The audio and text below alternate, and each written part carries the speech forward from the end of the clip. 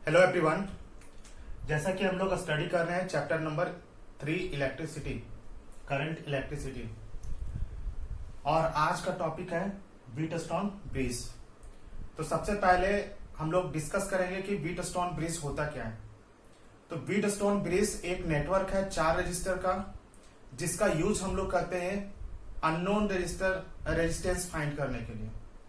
कहने का मतलब है, जैसा कि फिगर में देख रहे हैं यहाँ पे PQRS, ये मेरा 4 रजिस्टर है। इन 4 रजिस्टर में 2 रजिस्टर मेरा स्टैंडर्ड रजिस्टर होता है और एक मेरा जो रजिस्टर होता है वो वेरिएबल रजिस्टर होता है और एक मेरा अननोन होता है। कहने का मतलब है 3 रजिस्टर का वैल्यू हमको पता है और चौथे रजिस्टर का वैल्यू फाइंड करना है। तो हम लोग वहां पे यूज करते हैं व्हीटस्टोन ब्रिज मेथड। तो व्हीटस्टोन ब्रिज सबसे पहले हम लोग डिफाइन कैसे करेंगे। तो Wheatstone bridge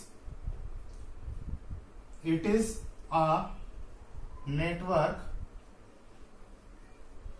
of 4 registers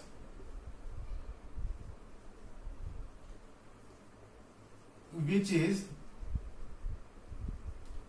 used to determine the value of unknown register। यदि प्रिंसिपल का बात करें तो Wheatstone bridge is based on KVL, Kirchhoff's voltage rule, या तो बोल सकते हैं किरचॉफ्स सेकेंड लॉ, जिसमें हम लोग पढ़े थे कि the total sum of EMFs is equal to 0 close loop के लिए। तो प्रिंसिपल मेरा it is based on Kirchhoff's rule. साथ ही साथ यदि इस कंस्ट्रक्शन का बात करें तो PQRS मेरा एक नेटवर्क है 4 रजिस्टर का, जिसमें B और D के क्रॉस क्या हुआ है, एक गैल्वेनोमीटर जुड़ा हुआ है। A और C के बिटवीन EMF E कनेक्टेड है। जैसा कि यहां से बैटरी से यदि हम लोग देखें तो पॉजिटिव से करंट फ्लो करेगा, यानी I करंट यदि यहां से इमिट हो रहा है तो यहां से I 2 पार्ट में डिवाइड हो जाएगा, यानी इधर मेरा I1 और इधर मेरा I2। ध्यान से देखा जाए तो I1 आगे जाते जाते यहां भी 2 ब्रांच में बढ़ जाएगा, यानी ये यदि वैल्यू मेरा IG मतलब गैल्वेनोमीटर के थ्रू यदि करंट IG है तो इधर मेरा करंट कितना हो जाएगा, I1 जो कि कंप्लीट था माइनस IG। इसी तरह यदि बात करें इस ब्रांच का तो इधर से I2 जा रहा है, यहां पे जाके 2 पार्ट में डिवाइड होगा, इधर IG और ये वाले ब्रांच में I2 माइनस IG, और फिर ये दोनों मिलकर यहां पे क्या होगा, फिर हमको I करंट देगा जो कि नेगेटिव तक जाएगा। अब बात करते हैं इसकी थ्योरी की। तो इसमें हम लोग बैलेंस कंडीशन का स्टडी कर रहे होते हैं। जैसे कि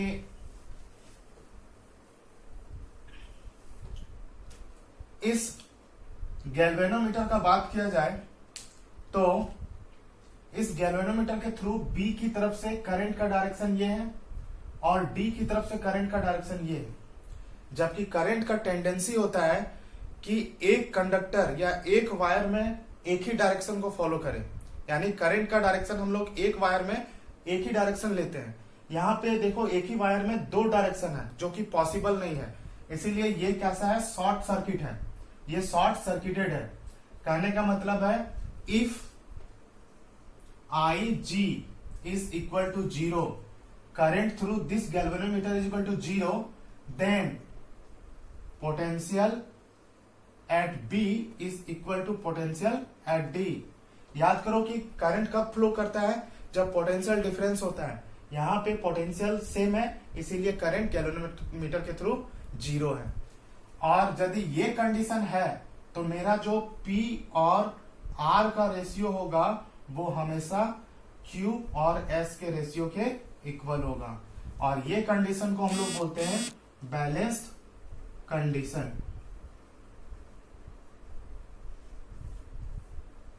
ध्यान रहे, if Ig is equal to 0 then potential at B is equal to potential at D, और ये यदि कंडीशन है तो therefore P upon R is equal to Q upon S। अब हमको P Q R का वैल्यू नॉन है तो S का वैल्यू हम लोग इजीली कैलकुलेट कर सकते हैं। तो सबसे पहले हम इसका प्रूफ देखेंगे।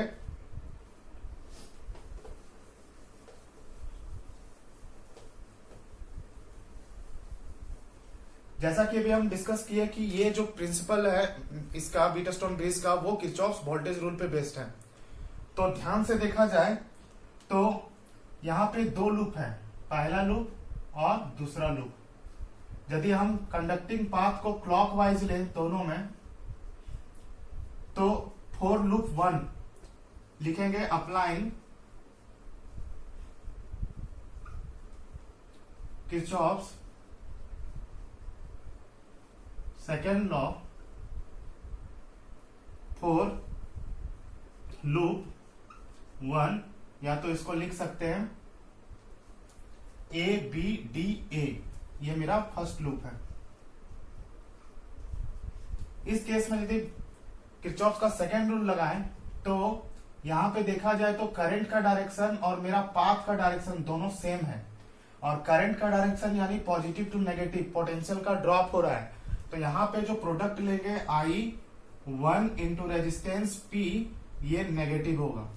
साथ ही साथ यदि यहाँ पे गैल्वेनोमीटर के थ्रू देखा जाए तो गैल्वेनोमीटर के थ्रू ये मेरा IG करंट का डायरेक्शन और पाथ का डायरेक्शन दोनों सेम है, तो ये भी मेरा लेंगे क्या IG और G, सपोज इसका रेजिस्टेंस हो तो अब ये नेटवर्क कंप्लीट करेंगे तो ये ब्रांच आएगा। ये ब्रांच में देखा जाए तो करंट का डायरेक्शन और पाथ मेरा क्लॉकवाइज है, यानी ये एक दूसरे का ऑपोजिट है। तो ये वाला जो होगा पोटेंशियल राइज, यानी ये प्लस होगा I2 और रेजिस्टेंस कितना है R, ये मेरा कितना हो गया 0। इसको हम लोग इक्वेशन 1 कंसीडर करेंगे। सिमिलरली फॉर लूप 2, यानी इस लूप का नाम क्या होगा BCDB, BCDB।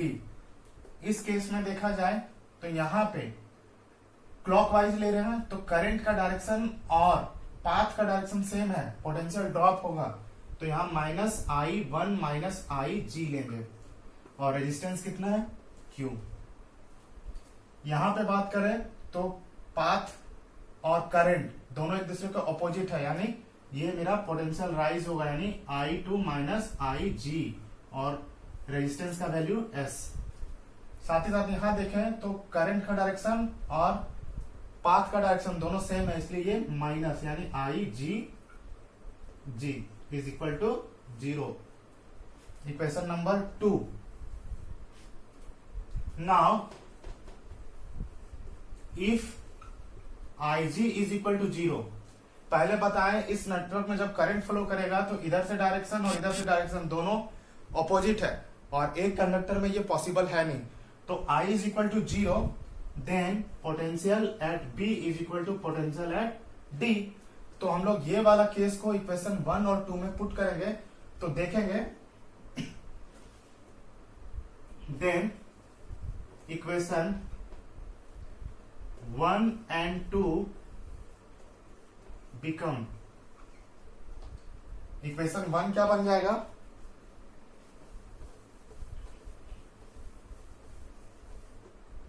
इक्वेशन 1 से देखा जाए तो ये टर्म 0 हो गया, IG 0 हो गया, तो ये टर्म 0, तो यहां से आएगा I2R, और ये राइट साइड ले जाएंगे इज इक्वल टू I1P। ये मेरा क्या आएगा I2R is equal to I1P। Equation number 3। यदि इक्वेशन 2 को इसी तरह देखा जाए, जब IG का वैल्यू 0 पुट करेंगे तो मेरा ये वाला टर्म 0 हो जाएगा, ये वाला टर्म 0 हो जाएगा, ये वाला टर्म 0 हो जाएगा, यानी यहां से जो इक्वेशन आएगा वो आएगा I 2s I2s, और ये वाले को वो राइट साइड ले जाएंगे तो आएगा I1 Q, इक्वेशन नंबर 4। यहां तक क्लियर है? क्या किए, ये टर्म को जीरो कर दिए, ये टर्म को जीरो, ये टर्म को जीरो। ये मेरा पॉजिटिव है, लेफ्ट साइड रखे I2s को, और इसको I1Q को राइट साइड ले गए। अब यदि गौर से देखा जाए इक्वेशन 3 और इक्वेशन 4 को, तो यदि हम लोग इक्वेशन 4 से 3 को डिवाइड करें तो रिजल्टेंट क्या आता है? तो dividing equation 3 by 4 we get, यहां से I2R अपॉन I2S, और यहां से I1P अपॉन I1Q। I1 और I1 कैंसिल हो जाएगा, I2 और I2 कैंसिल हो जाएगा, यानी यहां से आएगा P upon Q is equal to R upon S। P upon Q is equal to R upon S, और इसको लिख सकते हैं P upon R is equal to Q upon S। P upon R is equal to Q upon S, और ये मेरा होता है बैलेंस्ड कंडीशन।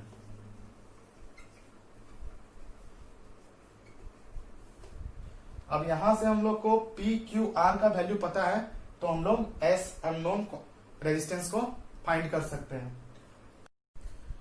अब हम लोग व्हीटस्टोन ब्रिज से रिलेटेड एक न्यूमेरिकल देखते हैं, जिसमें दिया हुआ है कि find the equivalent resistance when junction A and B are at same potential. Figure है जिसमें दिया हुआ है कंडीशन क्या, potential at A is equal to potential at B। ये मेरा कंडीशन गिवन है। तो यदि इस सर्किट को हम रीड्रॉ करते हैं तो मेरे पास 4 पॉइंट है, 1 2 3 4, यानी C A B D। तो हम लोग इन चारों पॉइंट को लेते हुए एक फिगर और इसका सिंप्लीफाइड सर्किट बनाते हैं। तो पॉइंट C से हम स्टार्ट करते हैं। तो C से 2 ब्रांच गया हुआ है, 2 रजिस्टर गया हुआ है।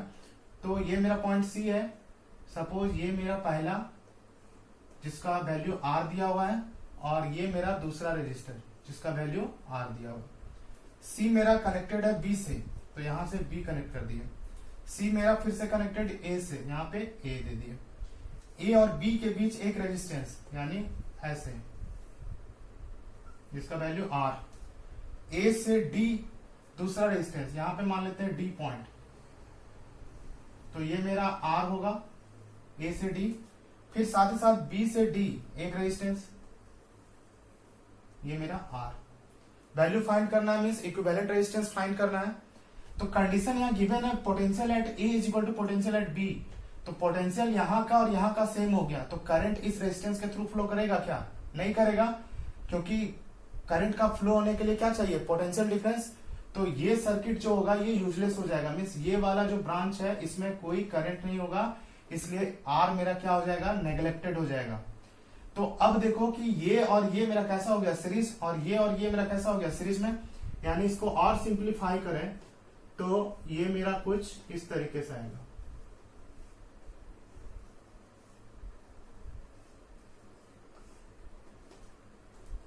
यहां तक क्लियर है? R और R मिलकर कितना देगा? 2R का रेजिस्टेंस, क्योंकि सीरीज में R1 प्लस R2। तो यहां ये रिड्यूस होकर क्या हो जाएगा?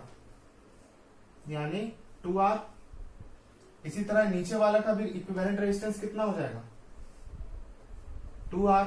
अब ये दोनों आपस में कैसा है? पैरेलल। तो पैरेलल कॉम्बिनेशन के लिए क्या करेंगे?